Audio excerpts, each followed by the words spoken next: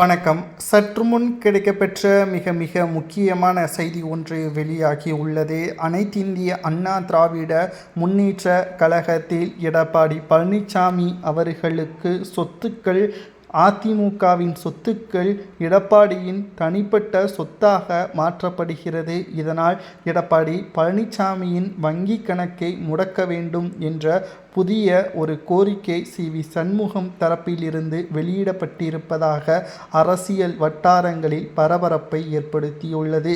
அதிமுகவை பொறுத்தளவிற்கு பேரியக்கம். இந்தியா முழுவதும் வெளிநாடுகளில் இருக்கக்கூடிய தமிழர்களும் அதிமுகவிற்கு நன்கொடையாக வழங்குகிறார்கள்.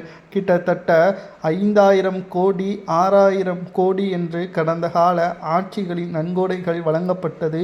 மறைந்த முன்னாள் முதல்வர் ஜெயலலிதா அவர்கள் அந்த பணங்களை எல்லாம் அதிமுகவின் நலிவடைந்த அதிமுகவின் தொண்டர்களது குடும்பத்திற்கு பகிர்ந்து அளித்ததையும் நம்மால் பார்க்க முடிந்தது. ஆனால் ஜெயலலிதா அவர்களது மறைவிற்கு பிறகு எந்த ஒரு அதிமுகவின் நலிவடைந்த குடும்பத்தினர்களுக்கு மருத்துவ செலவிற்கோ அல்லது கல்வி செலவிற்கோ எடப்பாடி பழனிசாமி அவர்கள் பொதுச்செயலாளராக பொறுப்பேற்றதிலிருந்து அவர் எந்த ஒரு பயன்பாட்டிற்கும் செலவுகளை செய்யவில்லை.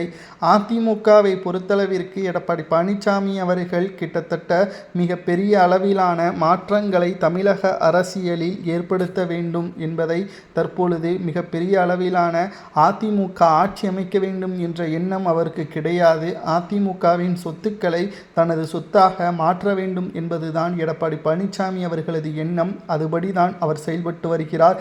எடப்பாடி பழனிசாமி அவர்கள் அதிமுகவின் சொத்துக்களை முறைகேடாக செயல்படுவதாக குற்றச்சாட்டுகளை சண்முகம் அவர்கள் முன்வைக்கப்படுவதால் உடனடியாக எடப்பாடி பழனிசாமியின் தனிப்பட்ட வங்கி கணக்குகளை ஆராய்ந்து பார்க்க வேண்டும்.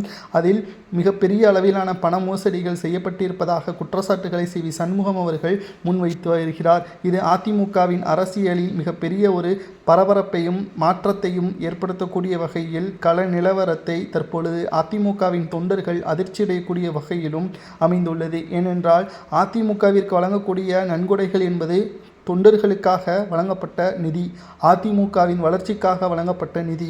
அதை எடப்பாடி பழனிசாமி அவர்கள் சொந்த தேவைகளை பூர்த்தி செய்வதற்கும் தனது வீட்டு வாடகை மற்றும் வாகனங்களுக்கான செலவுகளை பயன்படுத்துவது தவறு என்ற குற்றச்சாட்டுகளையும் சண்முகம் அவர்கள் கூறியுள்ளார். அதேபோல் கூட்டணி கட்சிகள் ஆதரவு இல்லாமல் இருந்தால் எடப்பாடி பழனிசாமி அவர்கள் இன்றைக்கு எதிர்க்கட்சி 3வது இடத்திற்கு வந்திருக்காது என்றும் 47 எம்எல்ஏக்களை பெற்றிருக்க முடியாது என்றும், ஆனால் திமுகவுடன் மறைமுகமாக கூட்டணி வைக்க அவர் எப்படி முயற்சித்தார்? அவருக்கு தேவை அதிகாரமும் பணமும் மட்டும்தான், அதிமுகவின் கொள்கை கிடையாது என்று சண்முகம் அவர்கள் கூறுவது சரியா தவறா என்பதை கமெண்ட் வாயிலாக கூறுங்கள்.